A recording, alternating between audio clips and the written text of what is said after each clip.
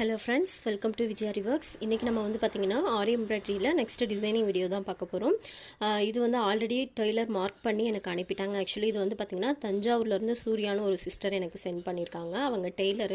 So அவங்களுக்கு வந்த கஸ்டமரோட ப்лауஸ் வந்து எனக்கு சென்ட் பண்ணிருக்காங்க. இதோட ரேஞ்ச் வந்து பாத்தீங்கன்னா 1000 ல இருந்து 1200 அந்த ரேஞ்சில உள்ள ஒரு டிசைன் தான் அவங்க சூஸ் பண்ணி அனுப்பியிருக்காங்க. சோ இப்போ அவங்களே மார்க் பண்ணி அனுப்பியிருக்காங்க. இப்போ நிறைய பேருக்கு வந்து பாத்தீங்கன்னா ஆரி எம்ப்ராய்டரி தெரியும், டெய்லரிங் தெரியாது. சோ அப்படிப்பட்ட நீங்க வந்து பாத்தீங்கன்னா டெய்லர் கிட்ட கொடுத்து மார்க் பண்ணும்போது டெய்லரோட மைண்ட் செட்டில் வந்து பார்த்தீங்கன்னா அவங்க கட்டிங் தான் மார்க் பண்ணுவாங்க மேக்ஸிமம். அதாவது ரெடி அலவன்ஸு ப்ளஸ் எக்ஸ்ட்ரா கொஞ்சம் கிளாத் விட்டு தான் அவங்க மார்க் பண்ணுவாங்க. ஸோ அந்த மாதிரி தான் இவங்களும் மார்க் பண்ணியிருக்காங்க. இதுதான் வந்து பார்த்திங்கன்னா அவங்க கட்டிங் எட்ஜ், ஓகேங்களா. ஆனால் ஆரி எம்ப்ராய்டரிக்கு வந்து கரெக்டாக எக்ஸாக்டாக ஸ்டிச்சஸ் எங்கே வருமோ, அதாவது இப்போ அடித்து திருப்புவாங்க பார்த்தீங்களா, அந்த ஸ்டிச் எந்த இடத்துல வருமோ அந்த இடத்துல தான் நம்ம ஒர்க்கை ஸ்டார்ட் பண்ணணும். ஸோ அதனால் வந்து பார்த்திங்கன்னா டெய்லர்கிட்ட மார்க் பண்ணும்போது நல்லா கிளியராக சொல்லி மார்க் பண்ணிக்கோங்க. அவங்க வந்து எப்போதுமே அவங்க மைண்ட் செட் வந்து பார்த்திங்கன்னா ஒன்லி அந்த கட்டேஜை மார்க் பண்ணுறதுல தான் இருக்கும்.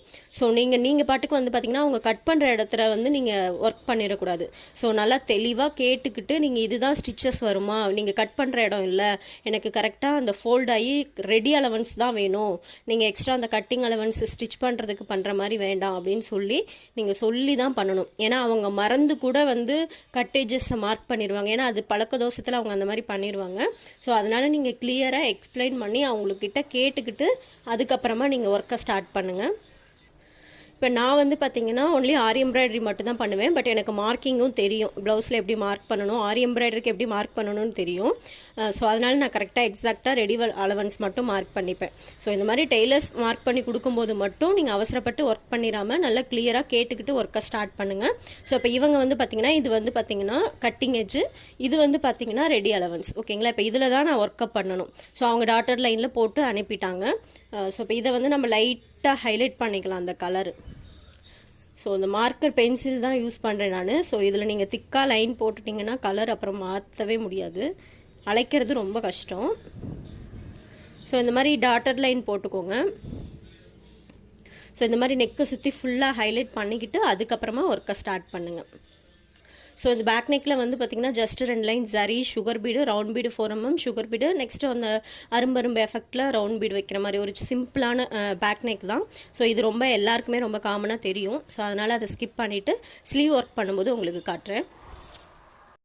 நம்ம ஆல்ரெடி வந்து பார்த்திங்கன்னா பேக் நெக் எல்லாமே ஃபினிஷ் பண்ணிட்டேன் நான். ஸோ இதில் என்னென்ன ஸ்டிச்சஸ் யூஸ் பண்ணியிருக்கேன், எப்படி ஒர்க் பண்ணேன் அப்படிங்கிறத மட்டும் நான் உங்களுக்கு ஷேர் பண்ணிடுறேன். இதில் வந்து பார்த்திங்கன்னா 2 line zari, gold colour zari, A1 Mamta zari தான் யூஸ் பண்ணியிருக்கேன். Next A star brand sugar bead use பண்ணியிருக்கேன். ரவுண்ட் பீடு வந்து 4 mm யூஸ் பண்ணியிருக்கேன். Next sugar bead. ஸோ இந்த 3 லைனும் வந்து பார்த்திங்கன்னா நார்மல் சீவிங் த்ரெட் வந்து கோல்டு கலர் யூஸ் பண்ணி நான் ஒர்க் பண்ணேன். இந்த த்ரெட் யூஸ் பண்ணி ஒர்க் பண்ணியிருக்கேன். இந்த அரும்பரும்பு எஃபெக்டில் இருக்குது பார்த்தீங்களா, இது மட்டும் வந்து பார்த்திங்கன்னா நான் செல்ஃப் கலரில் த்ரெட் எடுத்து ஒர்க் பண்ணேன். ஏன்னா நம்ம இது வந்து கோல்டன் கலர் யூஸ் பண்ணோம் அப்படின்னா இந்த இடத்துல நல்லாவே தெரியும் நம்ம ஒர்க் பண்ணியிருக்கிறது. இதில் வந்து பார்த்திங்கன்னா இதில் நான் எப்படி ஒர்க் பண்ணியிருக்கேன் அப்படின்னு பார்த்தீங்கன்னா கண்டினியூஸாக ஸ்டிச் பண்ணியிருக்கேன். இப்போ இந்த இடத்துல பீட் எடுத்து ஸ்டிச் பண்ணிவிட்டு running stitch, normal சீவிங் த்ரெட்டில் running stitch போட்டு கொஞ்சம் தூரம் கேப் விட்டுட்டு அதுக்கப்புறம் திரும்ப நமக்கு எந்த அளவுக்கு டிஸ்டன்ஸில் வேணுமோ அந்த அளவுக்கு அந்த மெயின்டைன் பண்ணி அந்த டிஸ்டன்ஸ் மெயின்டைன் பண்ணி நான் ஒர்க் பண்ணியிருக்கேன். இது வந்து இன்னொரு விதமாகவும் நம்மளால் ஒர்க் பண்ண முடியும். ஒவ்வொரு இடத்துலையும் எடுத்து நம்ம எண்ணாட் போடலாம். ஸோ இது வந்து எனக்கு ஆல்ரெடி எக்ஸ்பீரியன்ஸ் இருக்குது. ஸோ அதனால் நான் இதில் ஒர்க் பண்ணிட்டேன். பிகினர்ஸ் ட்ரை பண்ணுறீங்க அப்படின்னா ஒவ்வொரு இடத்துலையும் எடுத்து எண்ணாட் போட்டு ஃபஸ்ட்டு ஒர்க் பண்ணுங்கள்.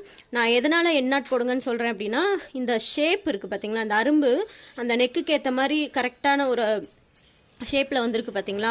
இது வந்து நீங்கள் ஒவ்வொரு இடத்துலையும் எடுத்து எண்ணாட் போடும்போது தான் உங்களுக்கு ஃபினிஷிங் ஆரம்பத்தில் நல்லாயிருக்கும். அப்புறம் பழக நல்லா எக்ஸ்பீரியன்ஸ் ஆனதுக்கப்புறம் கண்டினியூஸாக ஸ்டிச் பண்ணும்போது உங்களுக்கு அந்த ஃபினிஷிங் ஆட்டோமேட்டிக்காக வந்துடும். இதுவே நீங்கள் எடுத்த உடனே கண்டினியூஸாக ஸ்டிச் பண்ணலாம், எண்ணாட் போடுறதுக்கு கஷ்டமாக இருக்குது அப்படின்னு ஃபீல் பண்ணிங்க அப்படின்னா இந்த பொசிஷன் வந்து பார்த்திங்கன்னா அப்படியே கொஞ்சம் கிராஸாக இருக்க மாதிரி இருக்கும். இப்போ இது பார்த்திங்களா இப்படி ஸ்ட்ரைட்டாக இருக்குது, இது பாருங்கள் கொஞ்சம் லைட்டாக கிராஸாக இருக்குது. அது வந்து ரொம்ப டிஃப்ரென்ஸ் தெரியும் பிகினர்ஸ் ட்ரை பண்ணும்போது. ஸோ ஃபஸ்ட்டு நீங்கள் ஒர்க் பண்ணும்போது எண்ணாட் போட்டு ஒவ்வொரு இடத்துலையும் எண்ணாட் போடுங்க. அப்புறமா பழக இது மாதிரி நீங்கள் ட்ரை பண்ணி பாருங்கள். ஸ்ட்ரெயிட் லைனில் ஒரு யூ நெக்கில் வந்து உங்களால் அந்த ஷேப்பு பொசிஷனை கரெக்டாக போட முடியுதா அப்படின்னு சொல்லிட்டு. ஸோ அப்படி ட்ரை பண்ணி கரெக்டாக வரும்போது நீங்கள் இந்த மாதிரி அப்ளை பண்ணிக்கலாம். ஸோ நமக்கு டைம் வந்து சீக்கிரமாக சேவ் ஆகும். ஸோ ஃப்ரண்ட் நெக்கும் வந்து பார்த்திங்கன்னா பேக் நெக்கில் என்னென்ன ஸ்டிச்சஸ் ஃபாலோ பண்ணியிருந்தனோ அதே தான் ஃபாலோ பண்ணியிருந்தேன். ஸோ இது வந்து டெய்லர் மார்க் பண்ணி கொடுத்துருந்தாங்கன்னு சொன்னேன் இல்லைங்களா. ஸோ அவங்க வந்து பார்த்திங்கன்னா லெஃப்ட் சைடு நெக் எனக்கு மார்க் பண்ணி கொடுத்துருந்தாங்க, தப்பாக மார்க் பண்ணி கொடுத்துட்டாங்க. அவங்க மார்க் பண்ணதுமே என்கிட்ட சொல்லிட்டாங்க, இந்த மாதிரி தப்பாக மார்க் பண்ணியிருக்கேன், நீங்கள் அது வந்து ரைட் சைடு மாற்றிக்கோங்கன்னு சொல்லிட்டு. ஸோ நீங்கள் ஒன்ஸ் வந்து நல்லா கன்ஃபார்ம் பண்ணிக்கிட்டு தான் நீங்கள் ஒர்க் பண்ணணும். உங்கள் மேலே வச்சு பாருங்கள், டிசைன் வந்து லெஃப்ட் சைடு ரைட் சைடில் வருதா, ரைட் சைடு நம்ம வியர் பண்ணும்போது டிசைன் ரைட் சைடில் தெரியுமாங்கிறத உங்களோட ஷோல்டரில் வச்சு பார்த்துட்டு அதுக்கப்புறமா ஃப்ரண்ட் நெக் ஒர்க் பண்ணுங்கள். இப்போ இந்த மாதிரி டெய்லர்ஸ் வந்து பார்த்திங்கன்னா அவங்க கவனக்குறைவில் ஒர்க் மார்க் பண்ணிடுவாங்க. நம்ம தான் வந்து கொஞ்சம் கவனமாக பார்த்து ஒர்க் பண்ணணும். ஏன்னா அவங்களது 5 நிமிஷத்து வேலை, நம்மளதுலாம் வந்து பார்த்திங்கன்னா 1 hour ஆகும் கிட்டத்தட்ட இந்த ஒர்க்கை முடிக்கிறதுக்கு. ஸோ எனக்கு பேக் நெக்கும் ஃப்ரண்ட் நெக்கும் முடிக்கிறதுக்கு ஒரு 3 to 4 hours ஆச்சு என்னோட ஸ்பீடுக்கு. ஸோ பேக் நெக்கில் என்ன ஃபாலோ பண்ணியிருக்குமே அதே தான். இப்போ நான் வந்து டெய்லர் தப்பாக மார்க் பண்ணி கொடுத்துருந்தாங்க, நான் அதை வந்து அந்த ட்ரேஸ் அப்படியே இந்த சைடு ட்ரேஸ் பண்ணி நான் ஃப்ரண்ட் நெக் ஒர்க் பண்ணிட்டேன். நெக்ஸ்ட் வந்து பார்த்திங்கன்னா ஸ்லீவ் வந்து பார்த்திங்கன்னா 10 inch ஸ்லீவ் ஹைட்டு. இது ஃபுல்லாக செக்ஸ் தான், மிடில் ஒரு ரவுண்ட் பீடு. இங்கே பார்டர் ஒர்க்கும் வந்து பார்த்திங்கன்னா ரொம்ப சிம்பிள் தான், 2 line sari, sugar bead, round bead தான். இப்போ இதில் வந்து பார்த்திங்கன்னா டிஃப்ரெண்ட்டாக ஒர்க் பண்ணியிருக்கிறது வந்து பார்த்திங்கன்னா இந்த ரவுண்ட் பீடு மட்டும்தான் கொஞ்சம் டிஃப்ரெண்ட்டாக, அதாவது நாட் போடாமல், ஒவ்வொரு இடத்துலையும் என் நாட் போடாமல் லூப் மாதிரி போட்டு லாக் பண்ணியிருக்கேன்.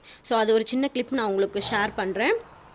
ஸோ இப்போ இதுக்கு நான் என்னென்ன மெட்டீரியல் யூஸ் பண்ணேன் இதை ஒர்க் பண்ணுறதுக்கு அப்படின்னு பார்த்தீங்கன்னா, இது 4mm பீடு வந்து பார்த்திங்கன்னா ஒரு பஞ்ச் எடுத்திருந்தேன். அதில் எனக்கு வந்து பார்த்திங்கன்னா 6 lines மீதி இருந்தது. சுகர் பீட் பார்த்திங்கன்னா ஒரு 100 gram எடுத்திருந்தேன், ஒரு 50 gram பேலன்ஸ் இருந்தது.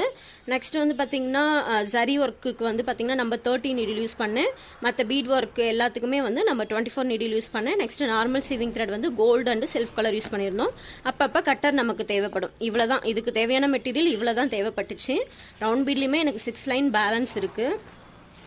ஸோ அதே போல் ஸ்லீவ் ஃபினிஷ் பண்ணுறதுக்கு எனக்கு அப்ராக்சிமேட்டாக 3 to 4 hours, minimum 3 hours, maximum 4 hours தேவைப்பட்டுச்சு. இது வந்து அர்ஜென்ட் ஆர்டரு, நானுமே கொஞ்சம் ஃபாஸ்ட்டாக தான் ஒர்க் பண்ணேன், கண்டினியூஸாக உட்காந்து. ஸோ இதே மாதிரி தான் 2 ஸ்லீவுமே ஃபினிஷ் பண்ணியாச்சு. ஒரு ஸ்லீவுக்கு 4 மணி நேரம், 2 ஸ்லீவுக்கு வந்து 8 மணி நேரம் ஆச்சு. ஸோ நிறைய பேர் கேட்குறீங்க எவ்வளோ நேரம் ஆகும், எவ்வளோ சீக்கிரம் ஃபினிஷ் பண்ணி கொடுப்பீங்க. இந்த ஒர்க்குக்கு நான் எக்ஸ்பிளைன் பண்ணியிருக்கேன். ஸோ இனிமேல் நான் டிசைன் பண்ணும்போது எவ்வளோ டைம் ஆச்சு, எவ்வளோ மெட்டீரியல் யூஸ் பண்ணேன், எவ்வளோ யூஸ் ஆச்சு, அது எல்லாமே நான் உங்களுக்கு எக்ஸ்பிளைன் பண்ணுறேன். அதே போல் இந்த ட்ரேசிங்க்கு ஆல்ரெடி நான் ட்ரேசிங் பேப்பர் வச்சுருந்தேன். இந்த டிசைனுக்கு, இந்த மாதிரி செக்ஸுக்கு ஃப்ரீயாக இருக்கும்போதே நான் ட்ரா பண்ணி வச்சுருந்தேன். ஒரு 2-3 ப்ளவுஸில் யூஸ் பண்ணியிருந்தேன், அதுவே இதில் யூஸ் பண்ணிக்கிட்டேன். ஸோ நீங்கள் ஃப்ரீயாக இருக்கும்போது வந்து பார்த்திங்கன்னா இந்த மாதிரி செக்ஸ் போட்டு ஒரு டிஃப்ரெண்ட் சைஸில் பாக்ஸஸ் போட்டு, இந்த ட்ரையாங்குலர் பாக்ஸு, ஸ்கொயர் பாக்ஸ் எல்லாம் போட்டு வச்சுக்கிட்டிங்க அப்படின்னா இந்த மாதிரி ஒரு அர்ஜென்ட் ஆர்டர் வரும்போது நம்ம எடுத்து ஒர்க் பண்ணுறதுக்கு ரொம்ப ஈஸியாக இருக்கும். ஸோ இப்போ இதில் இந்த பாக்ஸோட அலவன்ஸ்ன்னு பார்த்தீங்கன்னா 1 inch வருது, ஓகேங்களா.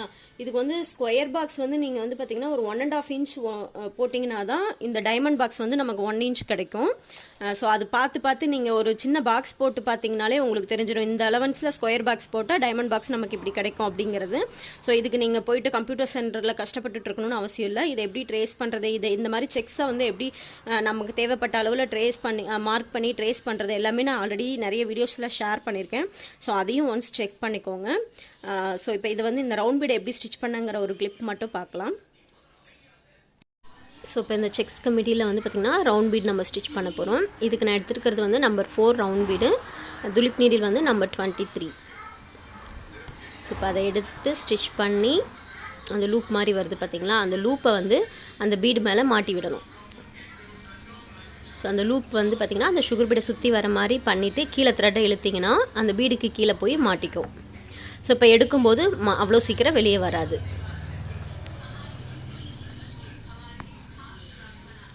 பாருங்கள். ஸோ இப்போ அந்த லூப்பை வந்து அந்த பீடு மேலே மாட்டி விட்டு கீழே த்ரெட்டை இழுத்திங்கன்னா அந்த பீடு கீழே போய் மாட்டிக்கும். ஸோ ஒவ்வொருத்தரும் ஒவ்வொரு மாதிரி ஸ்டிச் பண்ணுவோம். ஸோ இப்போ இதை வந்து நீங்கள் ஒவ்வொரு இடத்துலையும் முடிச்சு போடலாம், நம்ம என் நாட் போடலாம். பட் அதுக்கு ரொம்ப டைம் ஆகும். பட் இது ரொம்ப ஈஸியாக இருக்கும்.